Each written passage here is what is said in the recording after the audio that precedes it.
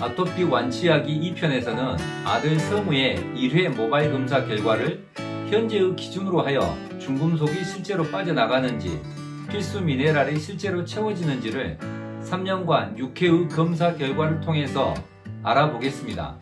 의심이 많다기보다는 필수 원소의 변화를 알아보고 과학적인 추적을 해보고 싶었습니다. 먼저 1회 검사를 설명드리도록 하겠습니다.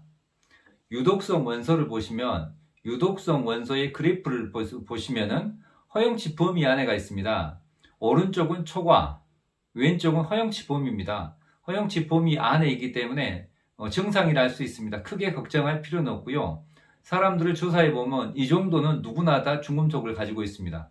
단지 초과되어 있지 않기 때문입니다. 그리고 밑으로 와서 필수 미네랄을 보시면 그래프가 있는 곳에 가운데가 균형 범위, 왼쪽은 적어서 불균형, 오른쪽은 많아서 불균형입니다. 맨 위에 나트륨으로 비교해서 해석을 한다면은 왼쪽은 소금이 적게 들어가서 싱거운 것이고 오른쪽은 소금이 너무 많이 들어가서 짠 것입니다. 균형 범위는 간이 맞다, 맛의 황금 비율이다. 이렇게 보시면은 이해가 쉬우실 것 같습니다. 여기 필수 미네랄을 보시면은 칼슘, 마그네슘, 아연, 철, 셀레늄이 부족합니다. 이때 성우가 아토피가 매우 심할 때 재발되어 가지고 매우 심할 때 해놓은 1회 검사 결과입니다.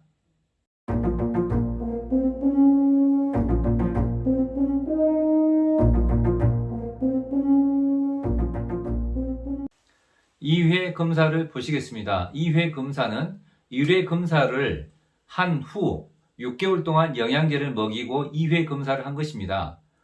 유독성 원소를 보시면 1회 때보다는 약간 줄어들었는데 1회와 2회는 중금속의 허용치 범위 내의 수치는 거의 비슷합니다. 밑에 필수 미네랄을 보시면 1회에서는 칼슘, 마그네슘, 아연, 철, 셀레늄 5가지 원소가 부족했었는데 2회 그래프를 보면은 많이 채워졌다는 것을 알 수가 있습니다. 칼슘, 마그네슘은 균형 범위 안에 들어갔고요. 아연은 많이 채워져서 살짝 부족합니다. 그리고 인이 살짝 부족해지고 있고요. 그 다음에 철은 여전히 부족합니다. 그리고 셀레늄도 균형 범위 안에 들어갔습니다. 1회 검사 결과에 비해서 2회 검사 결과는 굉장히 양호하게 나왔습니다.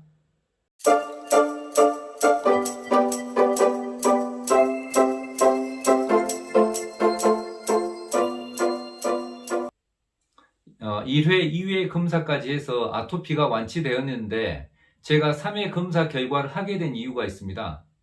성우가 아토피가 났고부터는 과자나 빵이나 치킨이나 피자나 음식을 가리지 않고 매우 많이 먹었습니다. 제가 퇴근해서 집에 와서 보면은 좀 과하지 않은가 할 정도로 밀가루 음식을 많이 먹었습니다. 그런데 애는 뭐 이렇게 장마에 호박그랬기 쭉쭉 크고 살도 찌고 그러더라고요. 그래서 그냥 먹게끔 그냥 놔뒀습니다. 그런데 어느 날 성우의 피부를 만져보니까 아토피가 심했을 때보다 피부가 더 건조했습니다. 그래서 이게 뭐 때문에 그런가 해서 다시 3회 검사를 해봤습니다. 3회 검사를 해보고 더 많이 알게 되고 또 깜짝 놀라게 됐습니다. 3회 검사 결과표를 보시겠습니다. 유독성 원소에 보시면은 밀가루가 원료가 되는 음식을 많이 먹다 보니까 나하고 알루민의 수치가 높아졌습니다. 특히 여기에서 알루미늄은 많이 초과가 되는데 알루미늄은 밀가루 표백제, 밀가루 팽창제에 많이 들어있다고 합니다. 그리고 알루미늄은 밑에 있는 필수 미네랄에서 필수 지방산인 인의 흡수를 방해한다고 합니다. 그러면 인의 수치를 보면은 피부 건조, 가려움, 각질의 정도를 알 수가 있습니다. 그랬을 때 필수 미네랄 보시면은 나트륨이 부족하고 아연이 살짝 부족하고 여기서는 인이 조금 더 많이 부족해졌죠. 그리고 구리의 수치가 조금 초과되어 있습니다. 이번에는 4회 검사 결과를 보시겠습니다.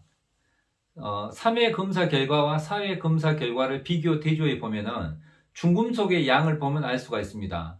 3회 검사에서 납하고 알루미늄 수치가 매우 초과되어 있는데 4회 검사에서는 허용치 범위 안으로 들어와 있습니다. 그 이유는 뭐냐면 중금속을 빼내는 프로엠 비타민이라고 하는 제품이 있습니다. 이것을 6개월 동안 먹였습니다. 그래서 중금속은 빠져나가서 허용치 범위 안으로 들어와 있습니다. 자, 밑에 필수 미네랄을 보시면 3회 검사에 비해서 4회 검사 결과는 영양제를 먹였음에도 불구하고 3회보다 4회 검사 결과에가 더 미네랄은 더 많이 부족합니다. 이것을 이해를 못하시는 분들이 계시는데 여기에 대한 설명을 해드리겠습니다.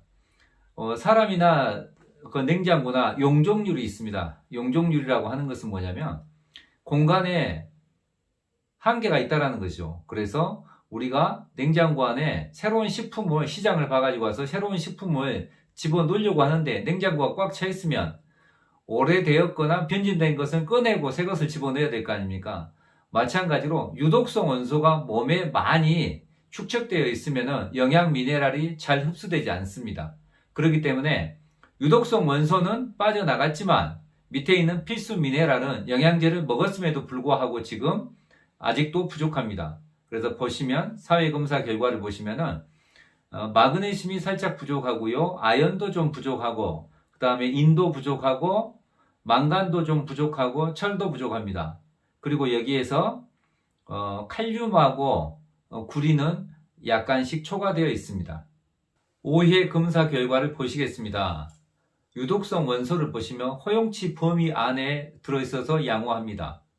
그리고 밑에 필수 미네랄을 보시면 4회 검사 결과에 비해서 6개월 동안 영양제를 먹인 5회 검사 결과는 굉장히 양호하게 나왔습니다.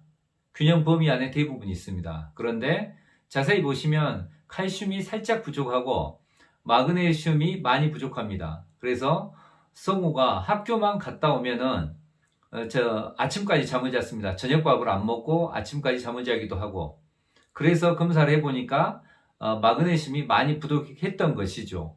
저도 5회 검사를 안 해봤다라면 왜 우리 성우가 학교 갔다 와서 잠만 잘까라고 생각을 했겠죠. 그런데 이렇게 이제 과학적으로 토대로 검사를 해보니까 아하, 마그네슘이 부족해서 성우가 피곤했구나, 이것을 알 수 있었습니다. 마지막으로 6회 검사 결과를 보시겠습니다. 유독성 원소를 보시면은 모두가 허용치 범위 안에 들어 있습니다. 정상이라고 할 수 있습니다. 밑에 있는 필수 미네랄을 보시면 대부분이 다 균형 범위 안에 있거나 균형 범위에 근접해 있습니다. 정상이고 매우 양호하다라고 볼 수가 있습니다. 5회 검사에서 칼슘과 마그네슘이 부족했는데 칼슘과 마그네슘도 균형 범위 안에 들어 있습니다. 그리고 밑에 쪽에 보시면 구리는 5회 검사나 6회 검사나 약간 조금 초과되어 있습니다. 근데 전체적으로 필수 미네랄을 보면은 굉장히 양호하고 균형 범위 안에 있다라고 볼 수가 있습니다. 3년간 6번의 검사 결과를 통해서 인위적인 조정을 해 보았습니다. 진짜 인위적인 조정을 하니까 변화가 있는 것 같습니다.